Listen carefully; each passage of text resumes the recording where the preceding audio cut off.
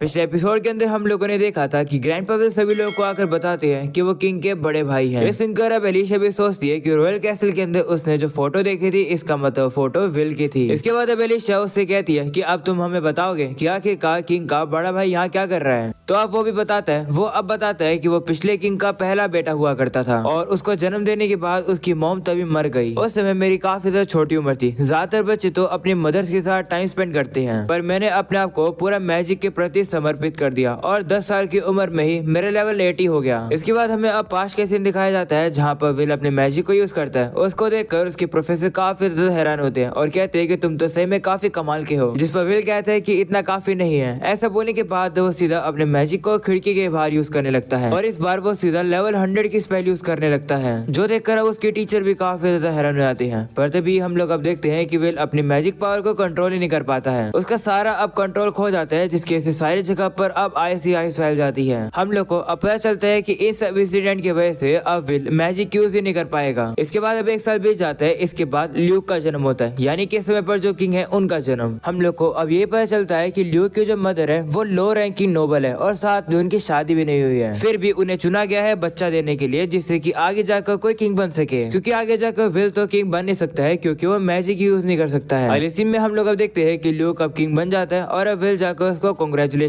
करता है और कहता है कि फादर ने मुझे कहा है कि मेरी ड्यूटी है तुम्हें हमेशा सपोर्ट करने की। मैंने काफी स्टडी भी करी है तुम्हारे लिए। जो सुनकर अब ल्यूक कहता है कि आपके जैसे समझदार कोई भी नहीं है, मैं आप पर भरोसा कर रहा हूँ। अगले सीन में हम लोग अब विल को देखते हैं जो कि अपने 3 काफी ज्यादा ट्रस्टेड सेजेस से कहता है कि पॉलिसी बनाने में मेरी मदद करो। हमें अब पता चलता है कि विल और उसके दोस्तों ने गवर्नमेंट के बारे में सोचा और ल्यूक को बस वो गवर्नमेंट अप्रूवल करनी है। अगले सीन में ल्यूक विल के पास आता है और कहता है कि डॉक्यूमेंट्स के बारे में मुझे बात करनी है, जिस पर विल कहता है हाँ, हमारी किंगडम को और भी ज्यादा आगे बढ़ाने के लिए हम लोग को रूलरशिप को डिवाइड करना होगा 5 ग्रेट नोबल फैमिलीज में। इस सभी डॉक्यूमेंट को पढ़ने के बाद तुम्हें सब समझ आ गया होगा। जिस पर ल्यूक कहते हैं हाँ, पर मैं इसे अप्रूव नहीं कर सकता हूँ क्योंकि ऐसा करने से काफी ज्यादा नेगेटिव इफेक्ट आएंगे, ऐसा मदर ने कहा है और मैं उनकी बात को एग्री करता हूँ। तो विल कहते हैं ठीक है, तो फिर मैं थोड़ी और इम्प्रूवमेंट करता हूँ अपनी पॉलिसी बनाने में। तो ल्यूक अब उसे चुप करा देता है और कहता है कि मैंने खुद तय किया है कि मैं इसे अप्रूव नहीं करूंगा। तुम किंग नहीं हो, इसे तुम्हें बताने की जरूरत नहीं है कि क्या गलत है या क्या सही है। ऐसा बोलने के बाद ल्यूक अब वहाँ से चला जाता है। वहीं पर विल अब कहता है कि आखिरी समय था जब मैंने ल्यूक को देखा था। और इसी में हम लोग अब देखते हैं कि विल के ऊपर झूठे इल्जाम लगते हैं कि उसने किंग को मारने की प्लानिंग करी है, इसलिए उसे अब एक्सपेल कर दिया जाएगा। विल उन लोग को समझाने की कोशिश करता है कि उसने ऐसा कुछ भी नहीं करा है, पर वो लोग उसकी बात मानते नहीं है और अब उसके ऊपर हमला कर देते हैं।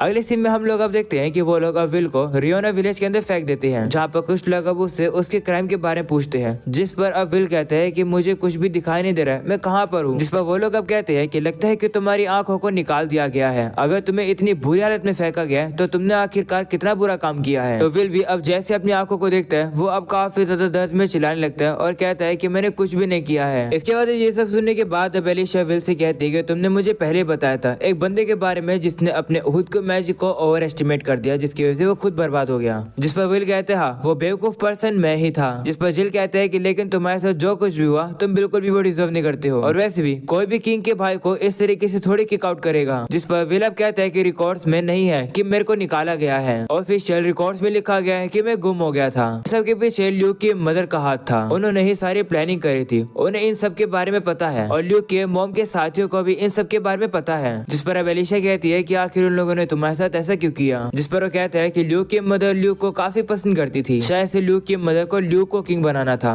तो जिल अब कहते हैं कि क्या इन सब के बारे में किंग यानी कि ल्यूक को पता है। इस पर कहते नहीं, मुझे लगता है कि ल्यूक को लगता है कि मैं गुम हो गया हूँ। इस पर रेबेका कहती है कि अगर उसे लगता कि तुम गुम हो गए हो तो क्या वो तुम्हें ढूंढने की कोशिश नहीं करता। तो विल कहता है कि शायद से उस समय पर ल्यूक मुझे हेट करने लग गया था और तो और वो अपनी मदर को सबसे ज्यादा प्यार करता था, ना कि मुझे। ये सुनकर एलिशा काफी ज्यादा शौक हो जाती है कि विल को ढूंढने के लिए कोई भी नहीं आया था। जिसके बाद विल कहता है कि जो 3 नोबल्स थे जो कि मेरे लिए काम करते थे वो लोग मुझे जरूर ढूंढते, पर मुझे पता चला कि उन लोगों को किंगडम से ही निकाल दिया गया। ये सुनकर एलिशा से कहती है कि तुमने हमें अपने पास्ट के बारे में बताया है, इसका मतलब क्या तुम तैयार हो किंग से पर्सनली मिलने के लिए। इस पर विल कहते हैं हाँ, मैं ल्यूक से मिलने जाऊंगा। जिस पर अब वही बंदा आप कहता है कि लेकिन तुम्हें एक क्रिमिनल माना जाता है, तुम वहाँ जाओगे तो कुछ भी बात नहीं बनेगी। तो एलिशा कहती है कि रिकॉर्ड्स में लिखा ही नहीं है कि विल ने कोई क्राइम किया है, कोई भी कुछ बोल ही नहीं पाएगा अगर विल सभी सभी लोग को बताएगा कि उसके जो इल्जाम उस पर लगे थे वो झूठे थे। वही विल अब कहने लगता है कि ऐसे इनोसेंट लोगों को फोर्स करना यहाँ पर रहने के लिए सिर्फ इसलिए क्योंकि वो लोग गलत तरीके से पैदा हुए, ये बिल्कुल भी सही नहीं है। मैं ल्यूक को बोलूंगा कि वो इस किंगडम को फ्री करवाए, पर जैसे मैं ल्यूक को देखूंगा मैं सबसे पहले उसे माफी मांगूंगा। तो रेबेका कहती है कि लेकिन वो तो तुम्हें ढूंढने भी नहीं आया था, तुम उससे माफी क्यों मांगोगे? जिस पर विल कहता है कि मैं फेल हो गया था उसकी प्राइड को रिस्पेक्ट करने के लिए एक किंग के तौर पर। मुझे लगा था कि मैं अपना बेस्ट दे रहा हूँ किंगडम की भलाई के लिए, पर मैं बस खुद को ज्यादा ही समझने लगा था। जिस पर अब एलिशा कहती है कि मुझे तो लगता है कि ल्यूक चाहते हैं कि वो आपसे पहले माफी मांगे। तो विल कहता है कि ये तो और भी अच्छा होगा, पर उससे पहले मैं किसी से कांटेक्ट करना चाहता हूँ। वैसे एलिशा इन सब के लिए मैं तुम्हारा शुक्रिया करना चाहता हूँ। तो एलिशा कहती है कि इतना खुश मत हो, शायद से मैं तुम्हें कंट्रोल कर रही होंगी जिससे कि मैं इस विलेज के ऊपर भी कंट्रोल पा सकूं। ये बात एलिशा झूठ मूठ में बोलती है और सभी लोगों को ये बात पता भी होती है और इसलिए वो ज्यादा रिएक्ट नहीं करते हैं। और इसी में हम लोग अब जिल को देखते हैं जो कि एलिशा से कहता है कि विल की स्टोरी काफी ज्यादा सरप्राइजिंग थी, वैसे उसने हमें ये सब अब क्यों बताया? पर एलिशा कहती है कि मेरे ख्याल से वो अपने पास्ट को फेस करना चाहता था जिससे कि वो रियोना को फेरी कर सके, इसलिए उसने हमें पास्ट के बारे में बताया। विलेज के रीइंफॉर्मेशन भी काफी अच्छे से चल रहा है, जैसे क्रॉप्स वगैरह। जिस पर जिल कहता है हाँ, जब मैं पहले वहाँ रहता था तब से तो अब का काफी ज्यादा बेहतर है। जिस पर अब एलिशा कहती है कि ग्रैंडपा विल के ऊपर सभी विलेजर्स भरोसा करते हैं, इसलिए ग्रैंडपा विल और भी ट्रस्ट पाएंगे और सभी लोग के लिए एक नया रास्ता खोलेंगे। वो लोग अब आगे चल ही रहे होते हैं तभी वहाँ पर 3 लड़कियां आ जाती है और अब वो एलिशा से कहती है कि हम तुम्हें पसंद करते हैं और हम लिस को हेट करते हैं क्योंकि वो बस एक कॉमनर है, वो फालतू में टांग अड़ाती रहती है ना।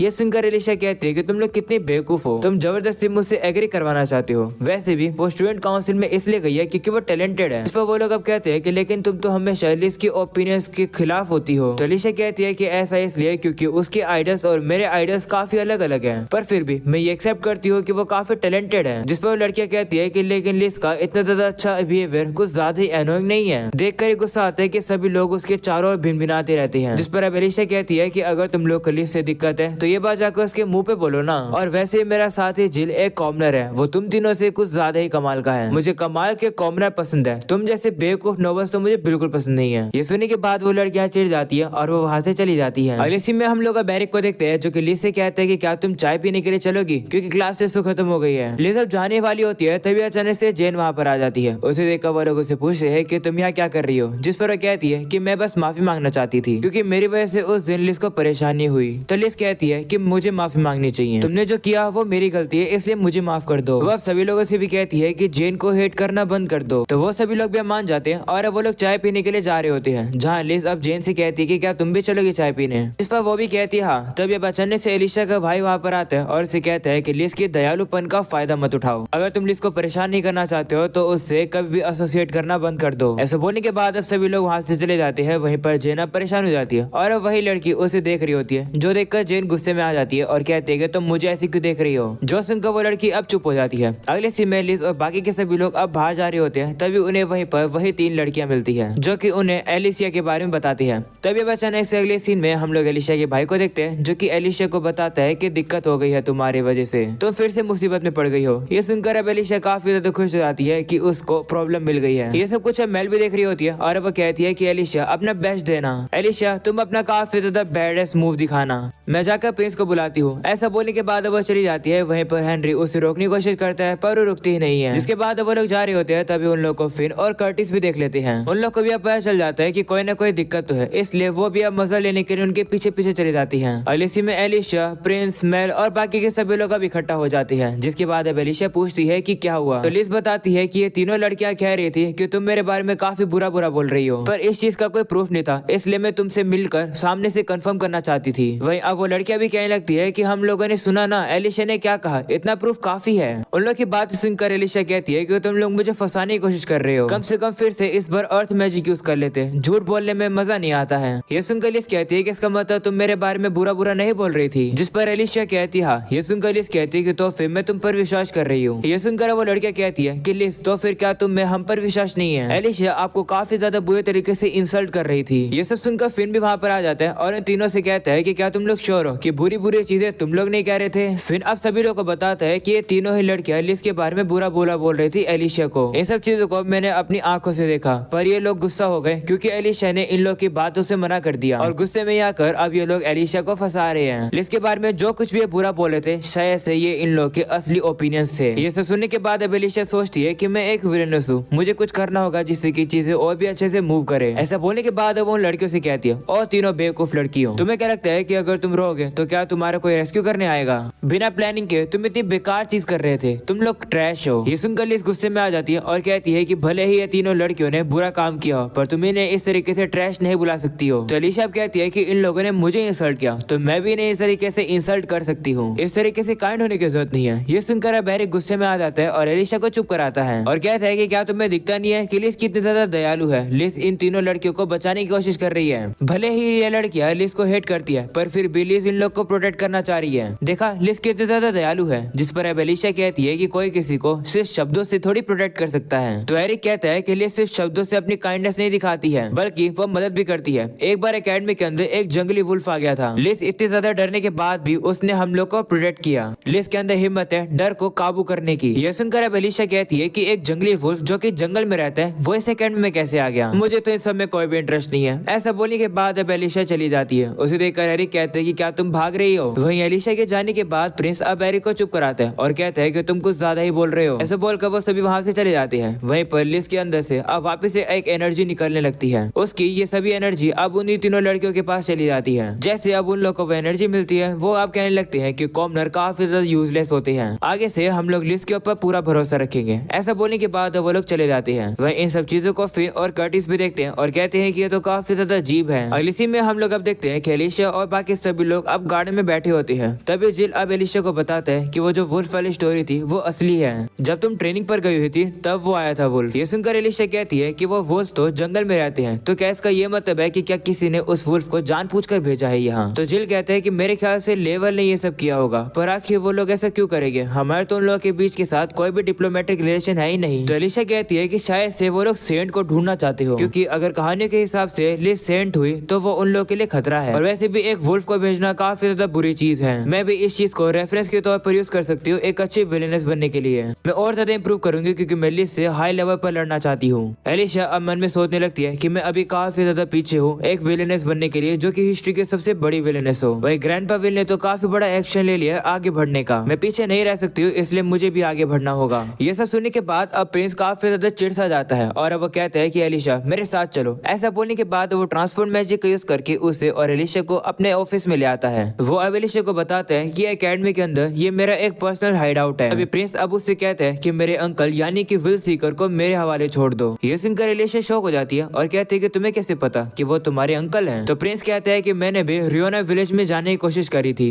चीज मैंने तुम्हारे जाने से पहले ट्राई करी थी। उस विलेज के हालातों को सही में बदलने की जरूरत है, इसलिए इन सब पर्पस के लिए मैं कभी कभी अपने अंकल के साथ कांटेक्ट करता रहता था। ये सुनकर अलीशा शॉक होती है और कहती है कि इन सब के बारे में मुझे कुछ भी नहीं पता था। अलीशा अब उसे कहती है कि क्या तुम्हें ग्रैंडपा विल के पुराने दोस्तों के बारे में पता है? ये सुनने के बाद प्रिंस अब अलीशा को वॉल पर स्लैम कर देता है और कहते हैं कि तुम्हें इन सब के बारे में जानने की कोई भी जरूरत नहीं है और तुम्हें लेवल के बारे में भी सोचने की जरूरत नहीं है, क्योंकि मैं बस चाहता हूँ कि तुम सिर्फ मेरे बारे में सोचो। ऐसा बोलने के बाद प्रिंस अब अलीशा के बाहों में अपना हाथ डाल लेता है और अब वो आगे बढ़कर अलीशा को किस करने वाला होता है, पर तभी अलीशा अपने सर से उसे दूर कर देती है और कहती है कि मैं अपनी खुद की मास्टर हूँ, मैं किसी को भी मेरी फ्रीडम नहीं लेकर जाने दूंगी। ऐसा बोलने के बाद अब अलीशा वहाँ से चली जाती है। वहीं पर प्रिंस अब सोचने लगता है अलीशा तुम मुझे अपने लिए कितना ऑब्सेस बनाओगी? और इसी में हम लोग अब देखते हैं कि अलीशा तो काफी ज्यादा शर्मा रही थी प्रिंस की उस एक्टिविटी की वजह से। वो अब छिप जाती है। वो अब शर्मा कर कहती है कि प्रिंस तो काफी ज्यादा करीब आ गया था, काफी ज्यादा मुश्किल से मैंने अपने आप को कंट्रोल किया। और अब यही हो जाता है ये एपिसोड खत्म। उम्मीद है कि तुम लोग को ये एपिसोड पसंद आया होगा। पसंद आया हो तो लाइक कर देना, चैनल पर नए हो तो सब्सक्राइब कर देना। मिलते हैं नेक्स्ट एपिसोड के अंदर, तब तक के लिए बाय बाय।